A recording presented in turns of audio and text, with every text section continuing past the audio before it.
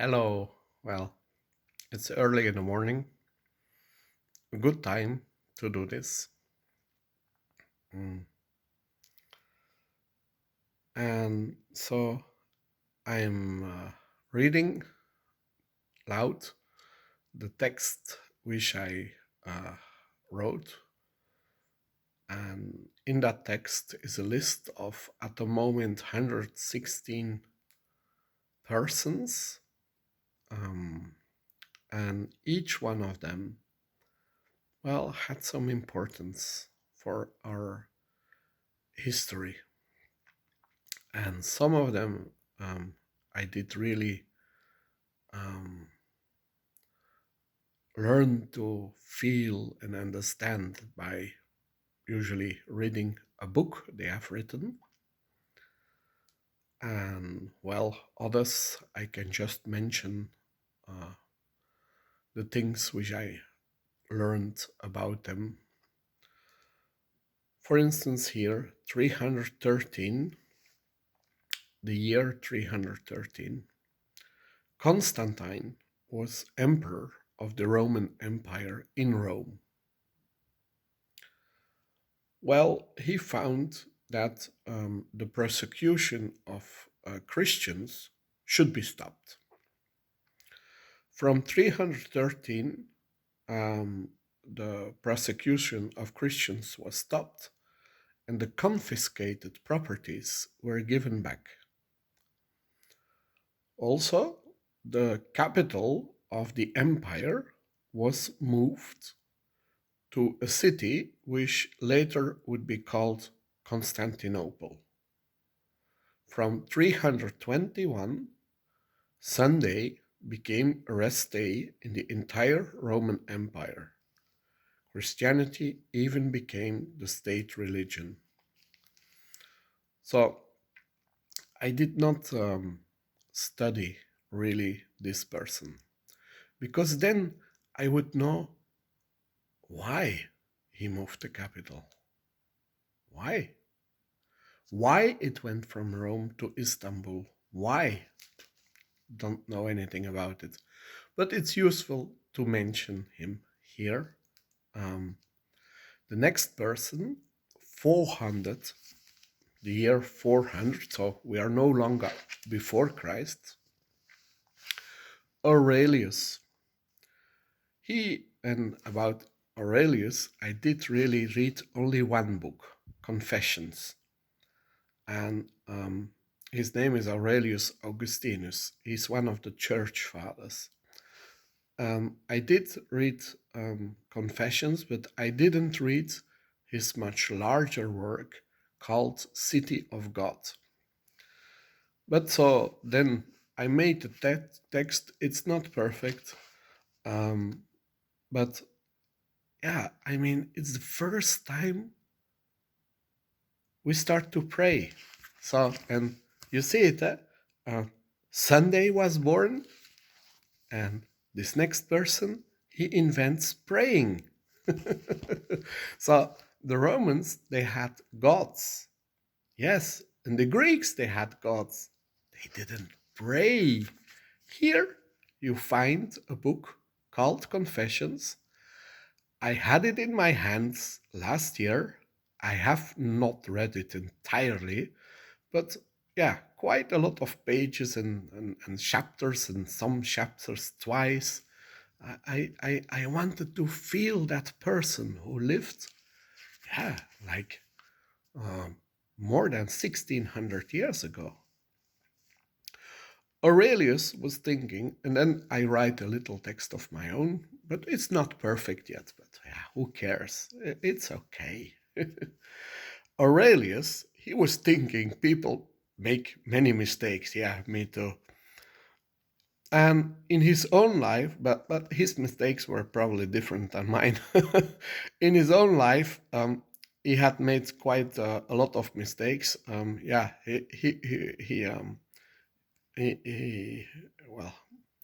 well, I think his only his mother was Christian, and he became a bishop. but his father was no Christian. So in his young life, he even didn't like studying or something. In a book, Confessions, he does self reflection to point yourself towards the good and God. So, not do the bad things, not be the bad boy.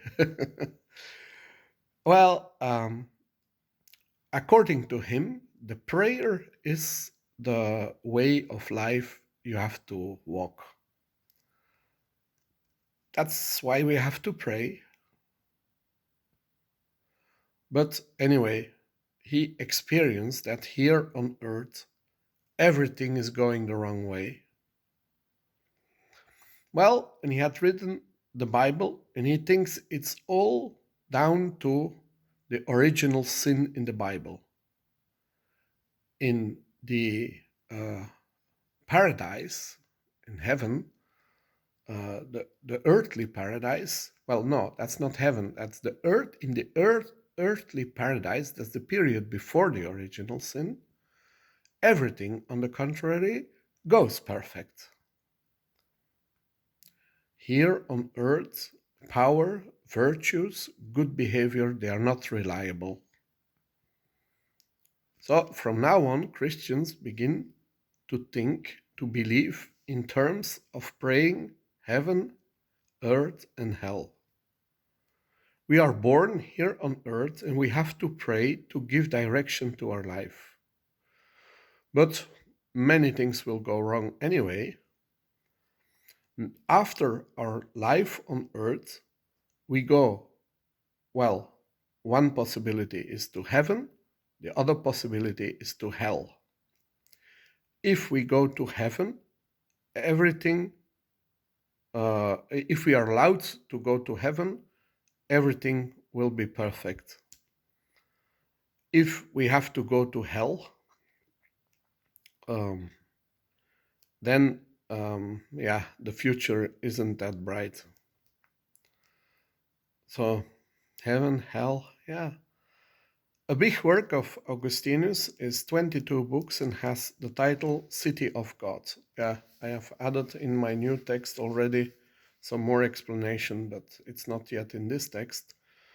In 410, Carthago, that's the city, like the ancient Carthago, it's in Tunisia. It is destroyed by the Vandals. So the Vandals sacked Rome, and then they went on to the Roman province of across the Mediterranean to Tunisia, and so they destroyed Carthago. But the church of Bishop Aurelius Augustinus, they left standing. And he survived there 20 years later. At age 75, he dies finally.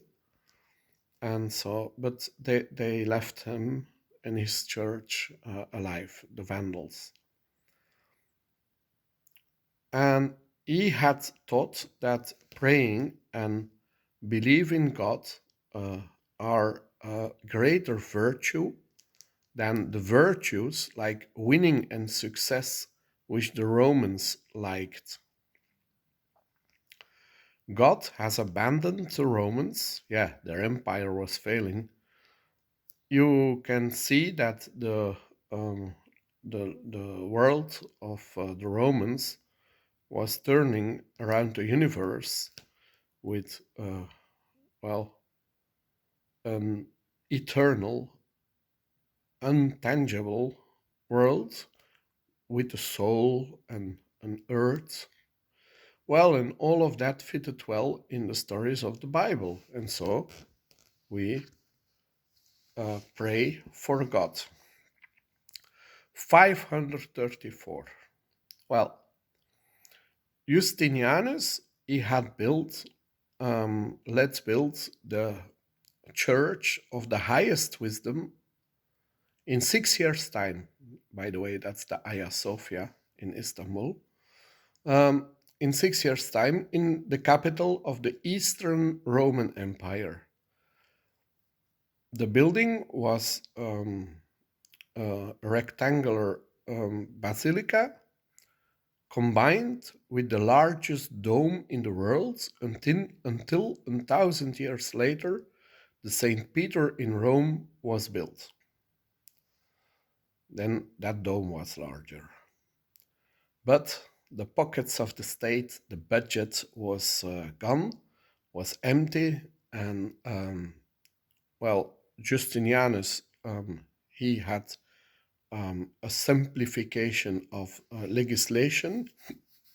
And so in 534, his codex, well, Roman law, I studied it, liked it. But so that's not the Roman law of the Romans in Rome, that's the Roman law of the Romans in Constantinople. And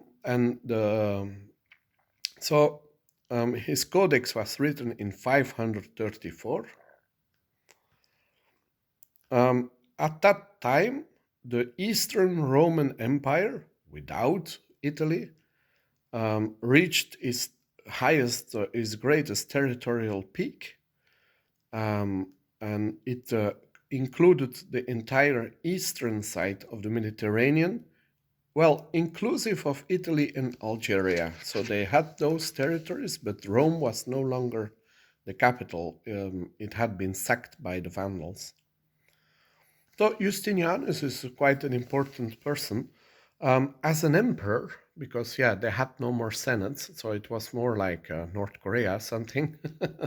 And even well, that's not here in this, but it's something I saw on YouTube. It seemed he was the son of a guardian of a bodyguard in the palace, well, who just did a coup d'etat, just captured power, so by the bodyguards. And his wife seems to have been a hooker. And so, yeah, they spent a lot of money. But we still see the Hagia Sophia, thanks to, well, this couple of Justinianus. I think his wife was Thera or something. I don't know. But I know this story about the hooker. So, yeah, to give an idea what kind of family background the Justinianus had. So, a bodyguard who just captures, well, I think they killed the previous emperor or something. So that was not a democratic empire anymore. Those great Roman Senate we look up to. And yeah, the territory was terribly shrinking. But so that's 534, his famous codex, because yeah, I had a lot of scholars, yeah, screwed by lawyers probably invented at that time too. So, but the population, they resisted, of course. And what happened? Well, in 622, you have Mohammed. Well, Mohammed, if you know some Muslim, well, he can tell you who's Mohammed. Well, Mohammed went walking and 114 times. Well, I have read the Quran and it seems there are 113, 14 verses. 114 times he has received a revelation given to him by God. So he was married when he was 25, and in 622 he went living with his family in Mecca, where he died in 632. Well, at the time he had founded Islam, and after his death, his descendants, well, they have been leading Islam. And Mohammed and his wife, I think, well, at least one of them, they were from a decent family. And they, yeah, they had descendants, and yeah, they did it all nicely. And so Islam, well, that was much stronger. Of course, the capital, Constantinople, only fell in 1453. But you see, that's 622. Islam was founded. So yeah, still a long time to go before the Hagia Sophia becomes a mosque. But well, after a few decennia, some found that the people who were chosen by the community but did not descend from Mohammed could be leaders. So that's the problem in Islam between, yeah, a family, a dynasty, or anybody, bodyguards, hookers, whoever wants access to the highest power. Well, so or the best professor, whatever, should be able to lead the community and not just the descendants of Mohammed. That was a question. Others did not agree that so also people who were not descendants of Muhammad could lead the Islamic community. Well, others didn't agree. So that's a split in Islam, and um, but yeah, maybe a bit complicated to explain that in this chronological overview. Anyway, important for the chronological overview at the moment is that oh, it's 16 minutes.